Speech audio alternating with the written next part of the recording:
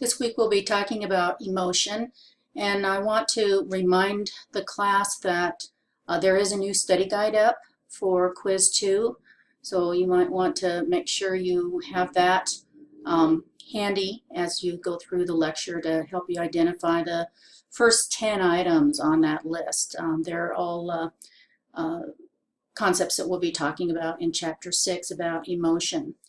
So this visual I put up to exemplify Paul Ekman's work. He identified the 6 universal facial expressions of emotion. So you probably remember from Psych 101, we've got here anger, fear, disgust, surprised or shocked, happiness, and sadness. Emotions are defined as a brief, specific response, both psychological and physiological, that helps people meet goals, including social goals. And part of the psychological component involves a cognitive component, or the appraisal process. So this is the initial component of emotion. We're going to be talking about 5 components. The appraisal processes are defined as the component of emotion, patterns of construal. We've talked a lot about construal and how we interpret stimuli for evaluating events and objects in the environment based on their relation to our current goals. So let's go over the complete 5 components of emotion, and I believe this is the first question on your study guide. The 5 components begin with that appraisal process, and this is when we evaluate events or objects according to how they relate to our current goals. The physiological response can be something like goosebumps, or your heart is racing, or you might blush. The expressive behavior is the facial expressions that result from your emotion that you're experiencing. Or it could be the body language that results from the emotion. Subjective feelings are the experience that you have, whatever it's like, and that could be in terms of how you would define it, how you would express it, the words you have for it, the metaphors, or the narratives about the emotion. And then the action tendencies are simply the resulting behavior.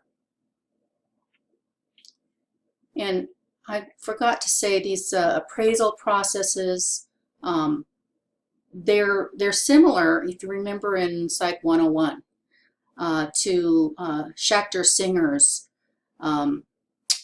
theory of emotion, where he introduced the cognitive label that's attached to emotion, so that he was the first to really talk about how it's not just about a stimulus and a response, but that there's a cognitive label that usually is involved in directing which kind of emotion emerges. So the next study guide item looks at, what are the theories to explain emotionality, and we're going to look at a couple, evolutionary and cultural. So the evolutionary approach is the idea that our emotions are biologically based on behavioral adaptation. So similar to how we adapt to the environment physically, we adapt emotionally to the situations that we're in, to the environments, the social environment.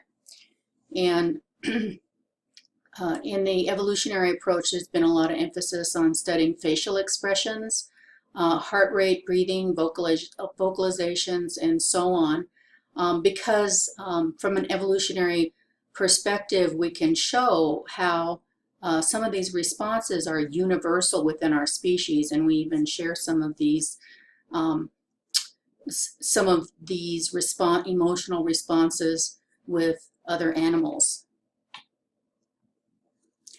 And then there's a cultural approach also to explaining emotionality. So this is the idea that our emotions are influenced by our views of self, social values, social roles, and that varies very much from culture to culture. We've talked a lot about interdependent versus independent cultures, and that continues to be a common thread that runs through the class curriculum.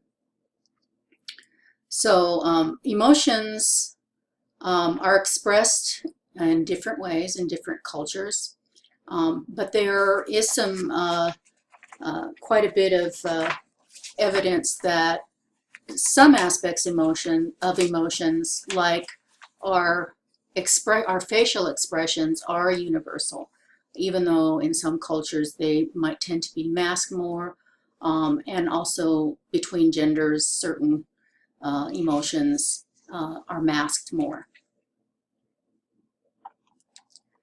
So both of these theories, evolutionary theory and cultural approaches, have a lot of merit.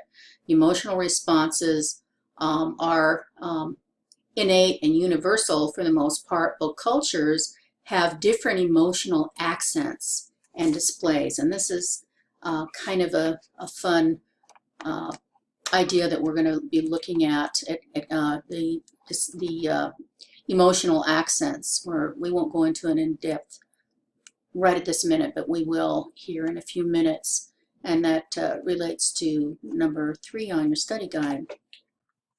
Drawing from evolutionary theory, Darwin, his idea was that human emotions derive from the motivations and displays that were evolutionarily advantageous to us, that helped us to survive and pass our genes on to the next generation. And not only for humans, but for all mammals and our primate ancestors. His hypothesis was that all humans have the same facial muscles, and we share an evolutionary history with other mammals, especially the primates. Our textbook has some examples, some pictures of chimps and monkeys, and I believe there's one on with gorillas, showing some of the similar facial expressions that they share with us. The interesting thing about this theory of universal facial expression is that even blind individuals seem to exhibit the same kind of emotional display with the muscles in their face. Now, this is a kind of an interesting, I know we've seen this this picture before, probably in Psych 101. If you've taken it very recently, you've seen this one, kind of a classic photo that asks the question, you know, well, if facial expression is universal, how good are we at detecting the emotions? Can you tell the difference between these two? If this guy was relating to you, which one do you think would be more friendly to you? Which one do you think would be experiencing you as somebody that they liked, rather than somebody that maybe they're just putting up with? This is a good article, box 6.1 from your book, that you might read through. We won't take the time to do that now, but it talks about, you know, all of the structural differences in the muscles, and also what's happening in the brain with these two different expressions. So they're processed in two different parts of the brain, and the muscles that are contracted are different, even though superficially, when you look at it, there is some similarity. So some of the markers of a real smile, which is this one, an authentic smile, is that the corners of the mouth seem to be about equally placed, so if one's a little more up than another, it's likely not to be authentic. There's kind of puffiness under the eyes, the cheeks are protruding up a lot more, and there's a lot more wrinkles in the eye area here. So it's just an interesting article that I thought you might gain some insight to, because it's not just a superficial kind of thing, but it goes as deep as your muscles, as deep as your brain. So I've said before that facial expressions are recognized across cultures, and we've got a lot of studies that bear that out. Cultures that were never exposed to the West, for example, the Four tribe members of New Guinea, can actually accurately identify the expressions of happiness, surprise, sadness, anger, disgust, fear shown by Westerners. And they compared that group, a group of members from the Papua New Guinea Four tribe, with U.S. college students. And this is an example of some of the facial expressions that they identified. The images in the top half of the frame were shown to the university students, and the images that were in the bottom part of the frame, they showed to the New Guinea tribe to show faces that resembled people of their culture. You can see that these two both represent happiness, and these two represent the emotion of disgust. Here's some more evidence for the universality of facial expression and the evolutionary nature of our facial expressions, and how our expressions closely resemble primates. When primates make display threats to each other, it very much resembles the emotion that humans show when they're expressing anger. Also, when chimps are in play, they display kind of a relaxed, open mouth facial expression that resembles humans laughing. And human embarrassment resembles the appeasement displays that social animals make to each other in trying to get along. Now you might say, well, does all that mean that our facial expressions are innate? I mean, can't we learn that by, can we pass that on to each other just simply by imitation and mimicry? Well, it seems that when they've studied athletes and normally sighted athletes and compared their expressions to athletes that were blind actually from birth, so they had no memory of or ways in any means that they could actually learn emotional facial expressions, and they seem to make the same expressions of pride after winning a competition. Facial expressions are universal for the most part, but we have found that cultures do show variation in how they express emotions. So we're going to be talking about that fun concept of emotion accents or emotional accents.